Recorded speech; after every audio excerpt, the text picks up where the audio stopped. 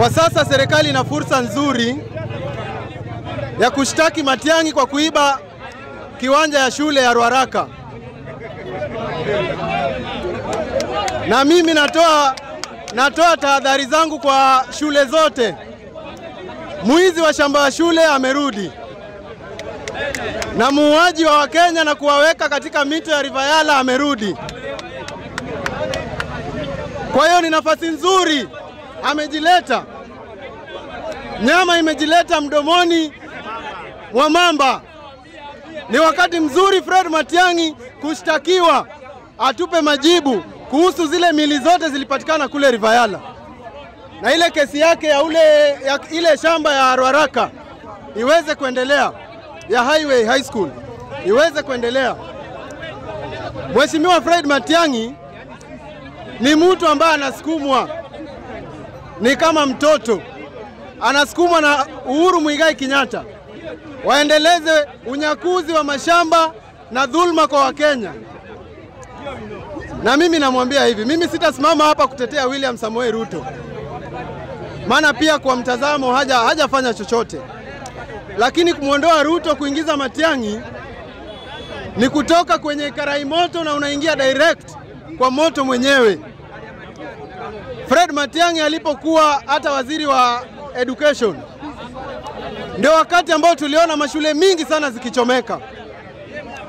Wakati Fred Matiang'i akiwa waziri wa internal security, bandit attacks kule Baringo na sehemu nyingi za Kenya zilikuwa zimekithiri zaidi. Kwa hiyo ndio ni mtu ambaye leo mnatuambia ati aje hapa awe rais wa Kenya. Al-Shabaab warudi Kenya. Mara ya mwisho Al-Shabaab kupiga bomu Nairobi, Fred Okengo Matiang'i alikuwa ni waziri wa internal pale Dusit mwaka wa 2018. Fred Matiang'i alikuwa ni waziri wa internal security, alishindwa na kazi yake. Sijui ni kazi gani anasifiwa. Hiyo akiwa waziri wa internal hapa Lamu, attacks hazikuwa zinaisha. Kila siku wanajeshi wetu walikuwa na uwao pale na Al-Shabaab. Huyo alikuwa ni Fred Matiang'i, alikuwa kazi. Kama hiyo ndio kazi mnataka, basi ni sawa, mpatieni awe rais wenu. Lakini Fred Okengo Matiang'i hata tufai kuwa tunamzungumzia kama rais, maana hajafikia wadhifa wa kuwa rais wa nchi hii. Bado ni mtu ambaye hajielewi kisiasa, lazima asukumwe. Tunataka watu ambao wanajielewa kisiasa, mwanaume wa kujiamini ambaye atasimama mwenyewe bila msukumo wa mtu. Na kumrudisha Fred Matiang'i ni kumrudisha Uhuru Kenyatta pale. Fred Matiang'i kumrudisha, unarudisha NYS scandals pale. Fred Matiang'i kumrudisha, yale mauaji ambayo tulikuwa tunaona yatarudi pale pale. Mimi nasema hivi kwa mambo ya Orengo na Raila. Mkenya yote ambaye anajua historia ya Raila na Orengo anajua kwamba hata watu wakianza siasa hawakuanza wakiwa pamoja. Orengo walikuwa baadhi ya watu ambao walibaki Ford Kenya, Raila akiondoka kutengeneza chama ya sijui ni NDP ama gani. Kwa hiyo hata saizi kama mwananchi wa kawaida, kama mwananchi yeyote, James Orengo ana haki ya kuwa na msimamo wake, na Raila pia ana haki ya kuwa na msimamo wake kama mwananchi wa Kenya. Kwa hiyo isionekane ni kana kwamba kama kuna utengano.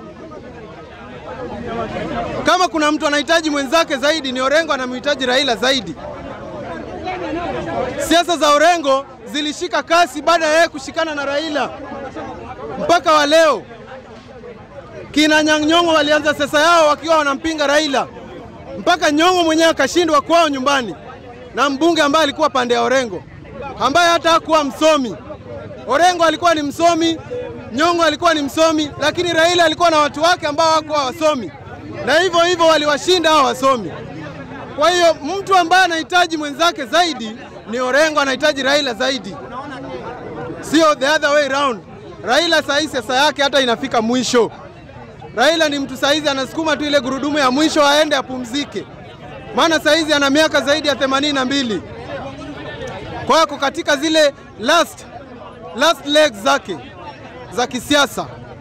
hata akitengana na Orengo ama afanye nini, lakini kitu tunataka kama jamii ya watu wa Nyanza na Wajaluo ni kwamba tuachwe tukiwa na msimamo.